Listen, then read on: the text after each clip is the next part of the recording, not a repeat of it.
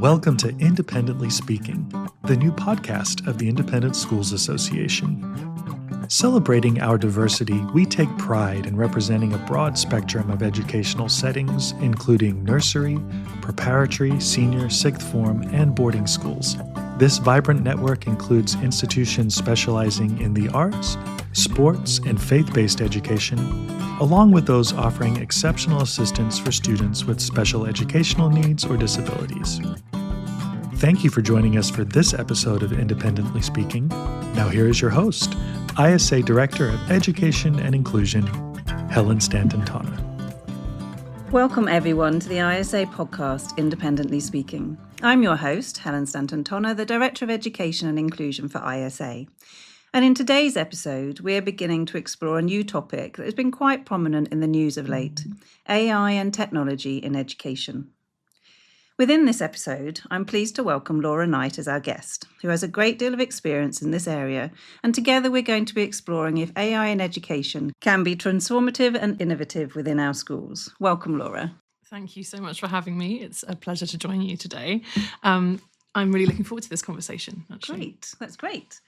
Now, Laura, some of our listeners know you very well, but some may not. Can you tell us a little bit about your background and how you got involved with technology and computing and AI in particular in education? Absolutely. So my background is firmly in the classroom, and I spent 20 years both in the maintained and independent sectors in the UK, teaching initially as a languages teacher, so I trained as a French specialist, and then I worked, essentially I got to the point where I was teaching children rather than a subject. But I continued with languages work as well as teaching computer science and IT, and also a bit of English, quite a lot of PSHE, you know how it goes, right?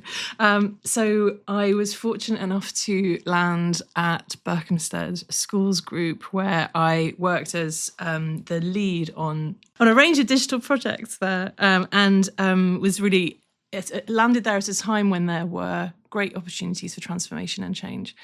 We did some really great work on one-to-one devices, on digital well-being, on the role of technology in the classroom, and thinking about redefining excellence in ways that could support student opportunity and teacher creativity, and working together collaboratively as well, which was really empowering. So I'm now in a position where I support schools, schools groups and maths, ed tech companies, also publishers and international governments at policy level, thinking about educational technology, thinking about AI, thinking about how to use technology well in education to best serve the young people and the school communities.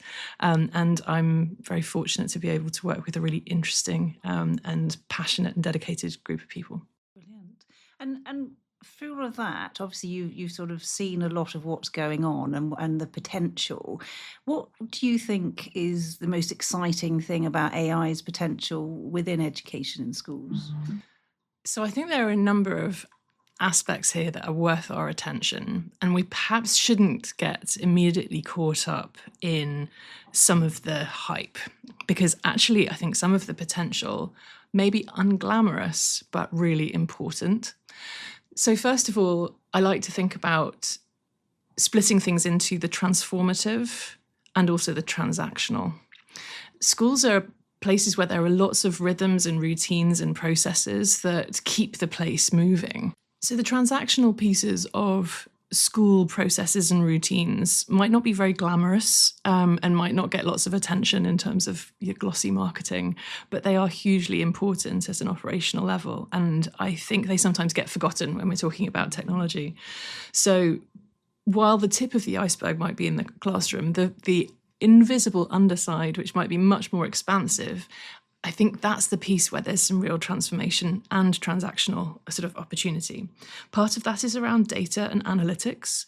Part of it is around systems and processes and building real efficiency and automation. And part of it also is about smoothing the journey for educators. We know that time is one of the biggest challenges for teachers in the working day. There are only so many hours and there is so much to do.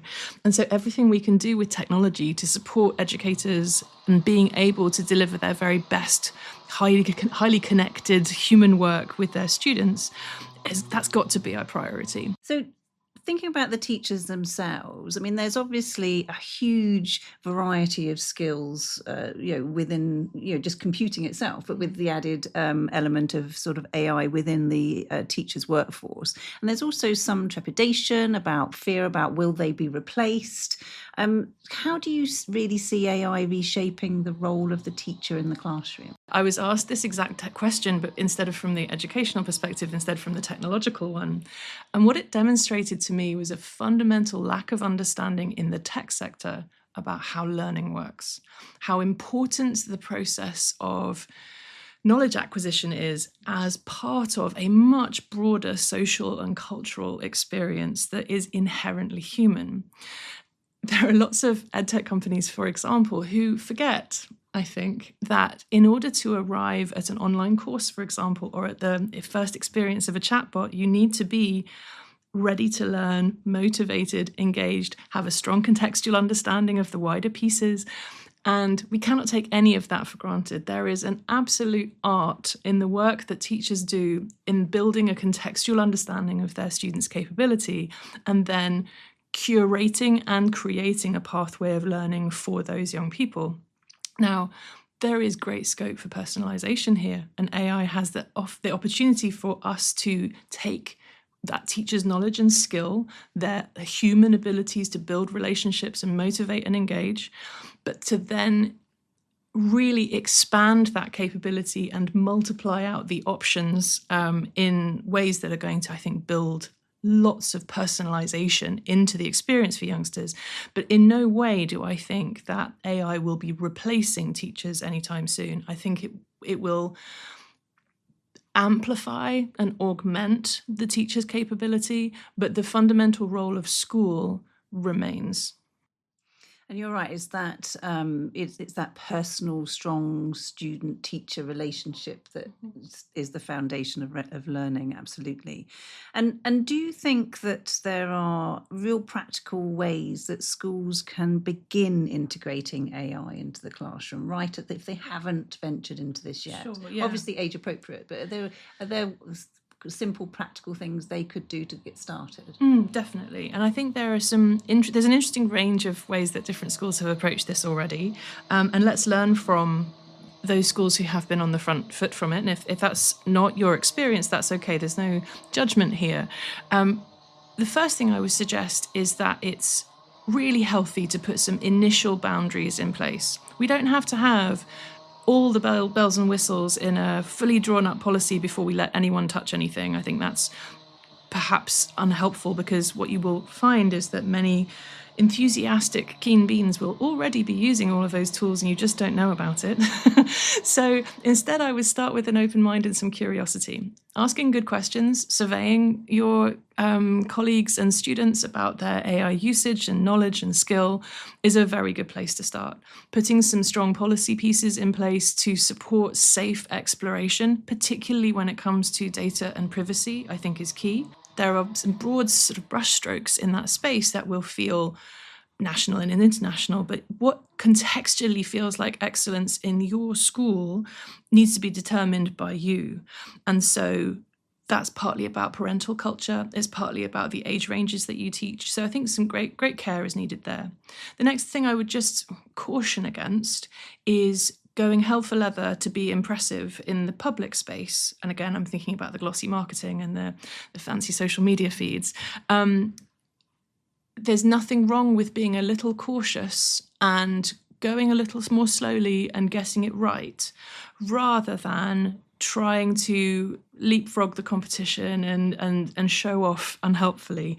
I don't think parents are impressed by schools playing fast and loose with their children's digital experiences, particularly in this economy, particularly in this cultural landscape that we've arrived in, where Jonathan Haidt and his approach to caution around digital experiences and social media have added a layer of experience and fear among many families. So thinking with care about adoption, choosing tools wisely, and again, being highly selective here.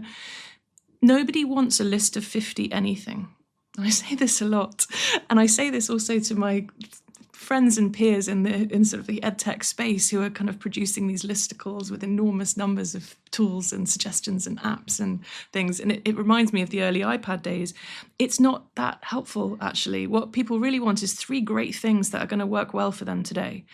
And it might be one general all-purpose ChatGPT style thing. It might be one education-specific tool or planning-specific tool, and then one creative tool that's going to help you with your more graphical or visual side of things. We don't need to go that much further in the first leap. That sounds like very sound advice. Thank you. And you touched on there on policy, because obviously there are ethical concerns around AI in education, and there's also sort of concerns about responsibility. There are many tools which require the user to be 18 or over.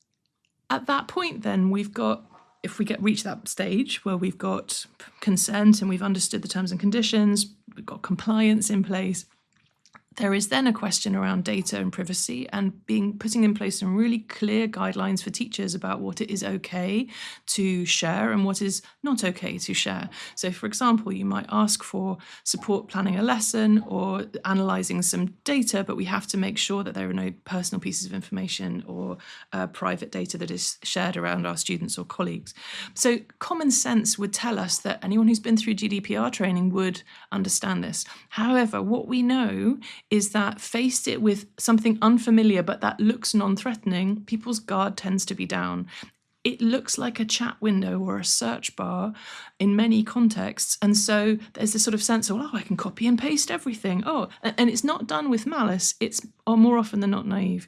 So supporting colleagues with avoiding those kinds of naive mistakes without putting the fear of God into them so that they think, I can never touch this, it's going to ruin my life. We need balance and we need to understand the nuances. And so there's some foundational understanding that has to be there too. Final piece around compliance and the legal landscape is to remember, I mentioned GDPR, I mentioned that there was obviously the other pieces around keeping children safe in education and the safeguarding aspects. There's going to be some questions around parents and communications and the gap that exists between home and school. And we also have to remember, again, thinking about the amount of freedom and age-appropriate autonomy that is given to young people, how in some contexts that is a very challenging area of conflict between families and school already, without adding this into the mix as well. So I would say there is great care that it needs to be taken around communications, around compliance, around policy here to make sure that everything is lined up and pointing in the right direction. And sort of in terms of moving sort of along that sort of communication, so AI tools are really well equipped to support school administration and possibly support in the decision making, although with caution in terms of sort of organisation of data and summarising content and maybe even with teachers with their planning and lesson planning. So very much about administrative support. But is there anything in there where we need caution as well? Definitely. From a legal perspective, we cannot have AI making decisions about humans without human oversight first and foremost. What we can do, however, is use AI to support us in creating and accessing insights to support good decision making. Where at the moment there is a sort of finger in the wind approach to, I wonder what's happening, actually AI might really help in creating a less biased or a more multifaceted approach to decision making and the data that supports it. So I think it's really important for colleagues to think, again, with care about how they approach decision making to ensure that it is human-led and then that they are asking the right questions. A curious mindset is a really good starting point. And then when we're thinking about how we can take different perspectives, that kind of perspective taking lens shift that AI allows us to do to take a piece of information and look at it from lots of different angles is hugely powerful. Let's make sure we do that with a sense of iterative progress rather than one and done, shoot from the hip and go. That's key. And You touched on sort of like some of the preparation for students, some of the the cautions around that. But how in your experience is it best to prepare students for an AI-driven world that they're moving into? So obviously things are going to be very different in sort of 3, 5, 10 years time because this is moving at such a fast pace. How do we prepare students for that? So there are a couple of ways of approaching it. The first is that I think we need to start talking about it now, and to ask good questions of our student body around their current habits and approaches. It's starting with a kind of wagging finger telling off or holding students in some sort of suspicious contempt is really unhelpful. There are many good kids who are sitting there in class frustrated and annoyed that their excellent work which they have produced is now being kind of viewed as likely cheating for the first time. And that, I think, is something we have to be very careful about. But helping students make good decisions is something that needs foundational work right down, I would say, into early years and Key Stage 1. So I'm particularly talking to our primary and prep colleagues when I say digital literacy and ethical participation are taught way before the child gets their first phone. And there's a real conflict here because many children will be having experiences with AI in social media spaces, for example, without even knowing that that's what it is. And as I say to lots of primary and prep colleagues, there will be children who have got themselves onto Snapchat, for example, when they have their first phone, possibly in spaces online that are unsupervised by any adults, and are therefore engaging with AI in a way that is quite intimate. I mean, it's a synthetic intimacy, but it is intimate. And then that AI has a place in their world completely unregulated, unsupported, and uninterrogated by any adults. But that is happening at the same age when that child probably still believes in Father Christmas and the Tooth Fairy. And so their ability to perceive the reality of what's happening to them and how it works and what it means and the technology behind it and the agendas of all of the people and the shareholders is zero. And there is no adult having a conversation with them about it because they think somehow, well, it's going to get covered in year 9 when we do machine learning. And that's not okay. So I think we need to get quite gritty a little earlier and think carefully about where those foundational pieces should sit in the curriculum, but also fundamentally understand that the sorts of vulnerabilities that are likely to lead to issues for youngsters with technology are the same vulnerabilities we know about in all of the safeguarding realm. Our children with poor self-esteem, our children who are isolated, our children who lack in parental support or don't have safe adults to go and talk to there about their fears and concerns. These are the same children who will turn to technology to fill that gap. And there will be predatory adults and all of the rest of it who are there ready to take advantage, unfortunately.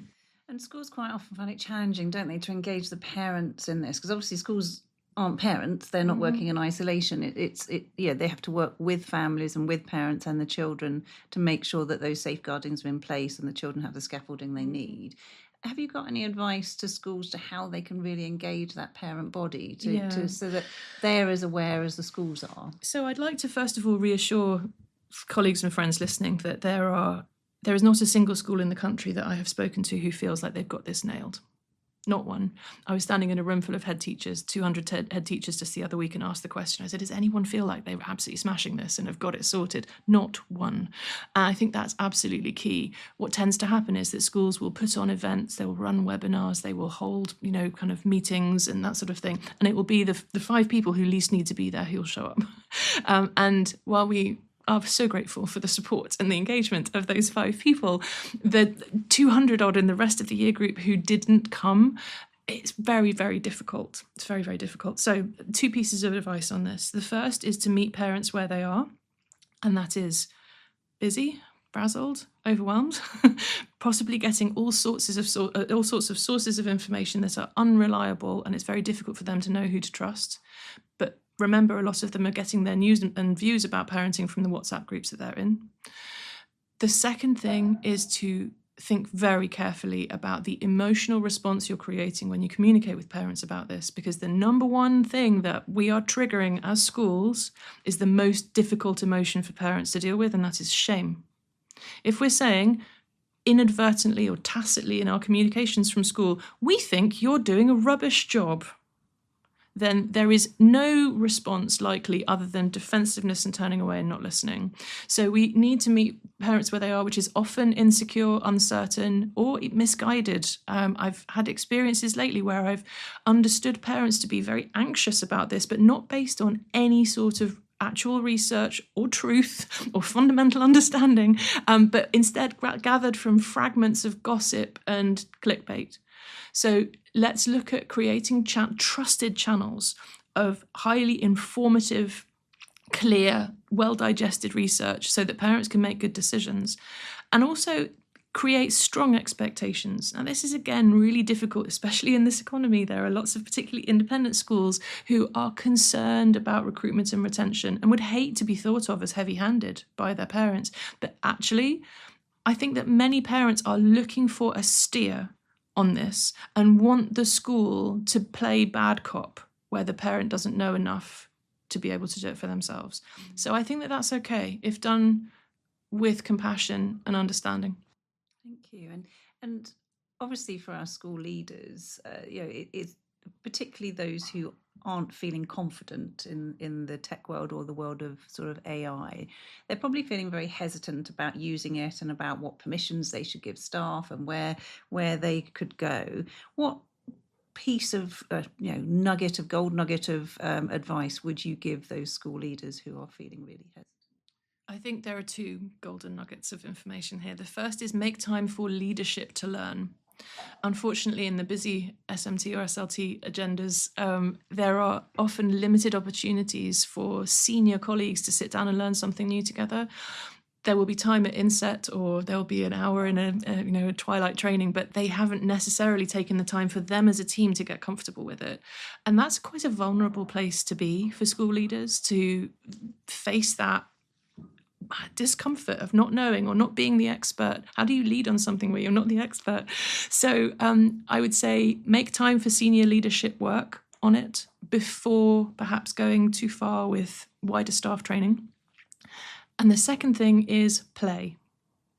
We don't give ourselves enough grace as adults, and certainly not adults in education, to allow ourselves to play with things, to mess up, to have the stakes be low and it be fine.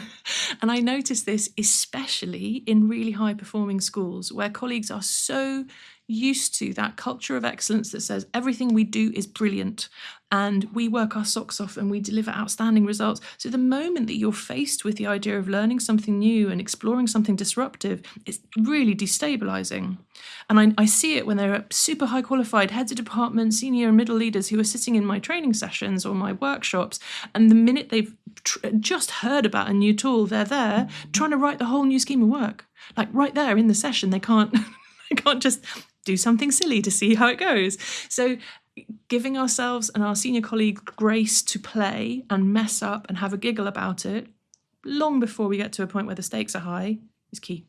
I think that's such an important message, because as educators, we're constantly encouraging the students to explore and learn by mistakes and to play and have those low stakes results so that they can actually feel confident when they hit the high stakes. And yet as educators, we're not necessarily giving ourselves that space. Absolutely. And what's really interesting about it is that we then tend to just devolve responsibility or delegate. Do you remember? I'm of the age when there was a whole generation of boomer parents who never learned how to operate the digital technology in their homes, like the video machine, the DVD player, the satellite TV box, that kind of thing. And so would just delegate that entire responsibility to their Gen X children.